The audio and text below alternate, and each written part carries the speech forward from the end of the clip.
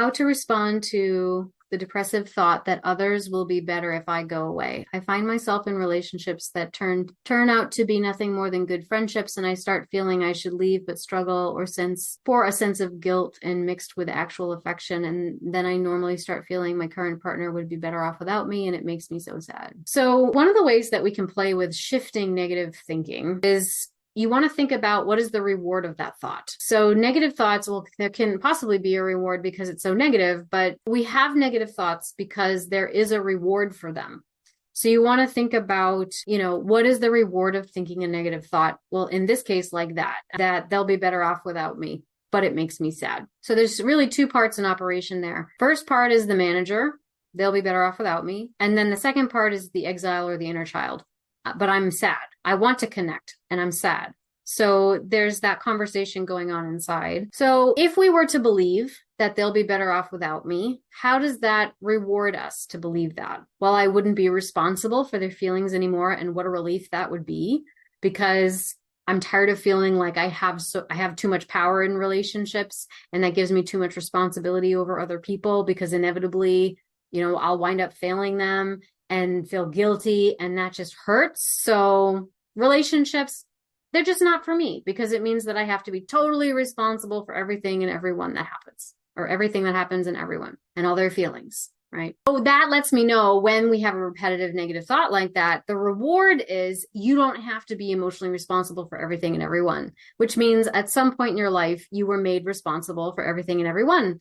And you probably experienced diffuse boundaries, a parent who made you responsible for things that was not appropriate and that you were not supposed to be responsible for. And as a result, you lost touch with the essence of who you are. And so you don't have a solid inner ground. And that means that you feel like you will fall prey, victim, and or be helpless to whatever the other person's whims, thoughts, feelings, desires are. And because you don't have a solid sense of inner ground, you don't trust your own integrity. You don't trust your own agency. You don't trust your own ability to open up and to engage in a reciprocal energy exchange, because your energy is kind of like all over the place. So because it's all over the place, you have a tendency to suck it in and hold it nice and tight and contracted like that, because it's the only way you know how to hold your energy.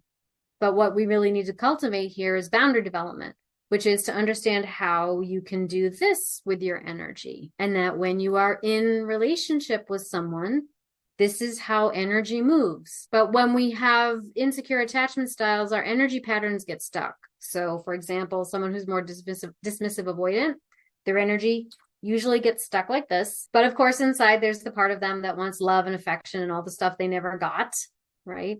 So then they meet someone, and then because all they've known how to do is hold their energy like this, they're inspired, right? They're infatuated. They're in a state of limerence. So what's well, if I don't want to do this anymore and I want to try, then the opposite of this must be this, because it's the extreme other end of the spectrum, right? So now they're love bombing you, they're calling you all the time, they're really into you, 3 months of bliss. And then they've completely depleted themselves because they don't know how to sustain this kind of energy, and they pull way back. Usually it's 3 to 6 months, way back, because now their attachment triggers are turned on. They're feeling very threatened. So they suck it back in. Oh, that was too much. I can't sustain that. I'm never going to live up to their expectations because I've set the bar too high now.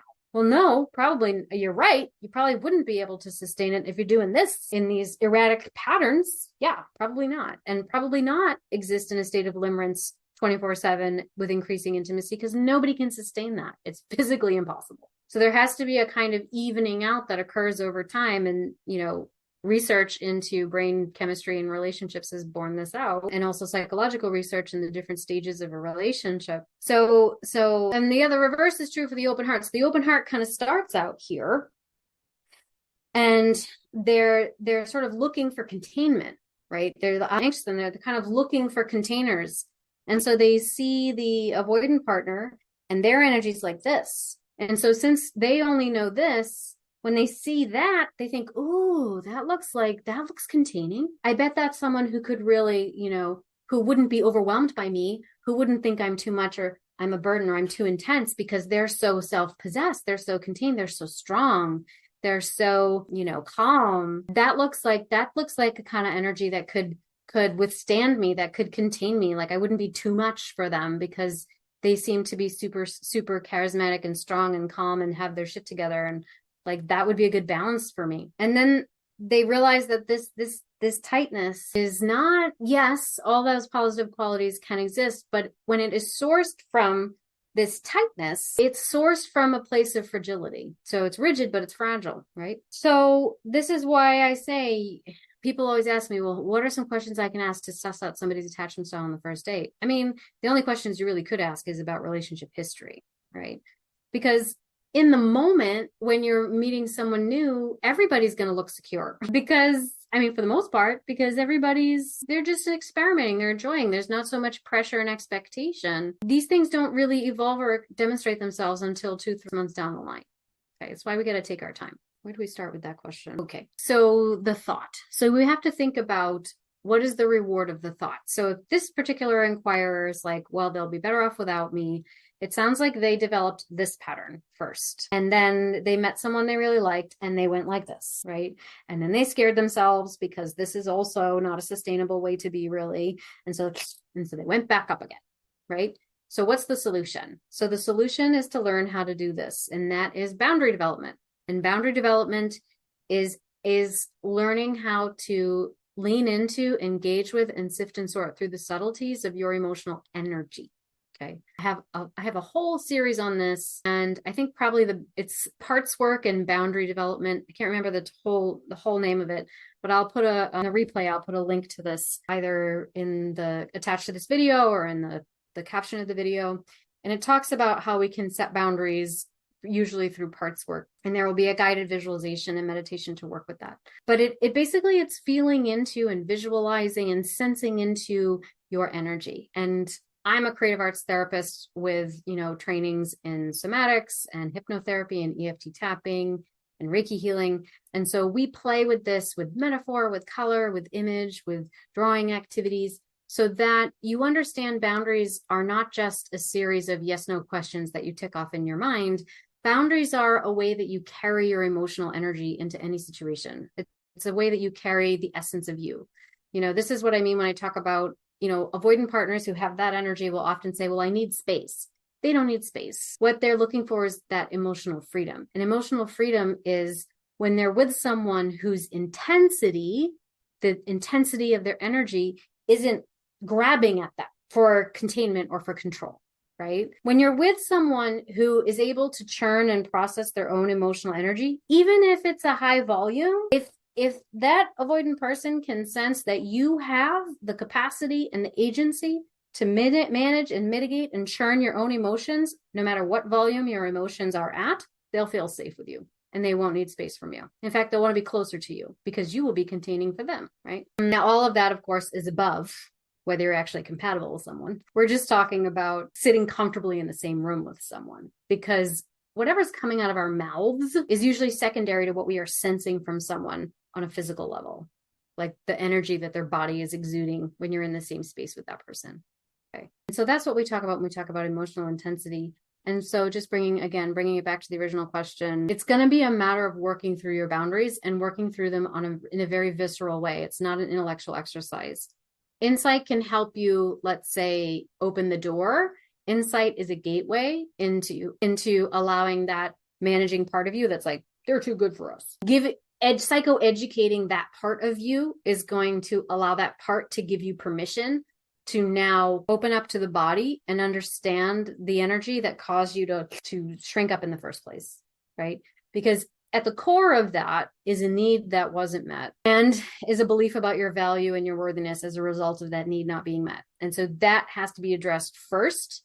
And once you address that, the intensity of the emotion that causes you to shrink up will ease. And then it's likely the emotional intensity of the partners you're attracting will also ease. When we shrink up like this, and avoidant partners often attract anxious partners, what happens is we are tightly holding it with a force and a volume that is equally expressed with the intensity with which the partner is sort of grabbing it, reaching for them, right?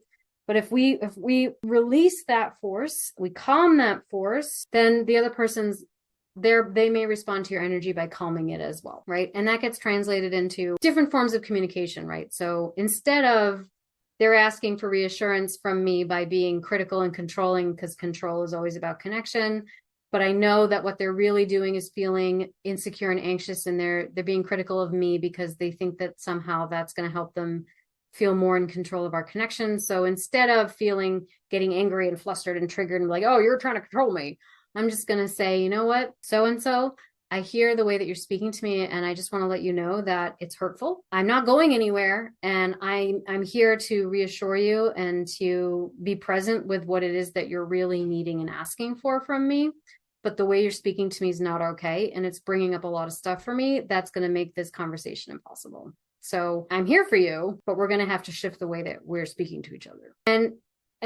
And so now we're completely changing the dynamic. And if that person like throws a tantrum and storms off, that's okay. They're allowed to do that. Totally allowed to do that. It's okay. Have your tantrum. Not in a condescending way. I mean, we're all just kids in adult bodies. We all have tantrums. Like, it's okay. Like, it's okay. Can we all just embrace that we all have adult tantrums?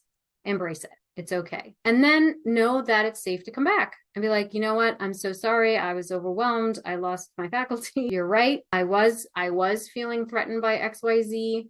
Can we now talk a little bit about how to move forward? Right. And it takes time. It takes time and practice and patience to be able to cultivate the energy and the quality of control, of emotional freedom and control that we can have in order to show up to a relationship and allow that to evolve without shrinking up and slipping into the idea, oh, they're better off without me, right? Because it's not about you making decisions about what is and isn't good for them. That's their job. They get to decide whether you are or are not good for them. And you get to decide whether they are or are not good for you. Right? So stop. You want to challenge that thought by being like, you don't have that much power. Sorry, buddy.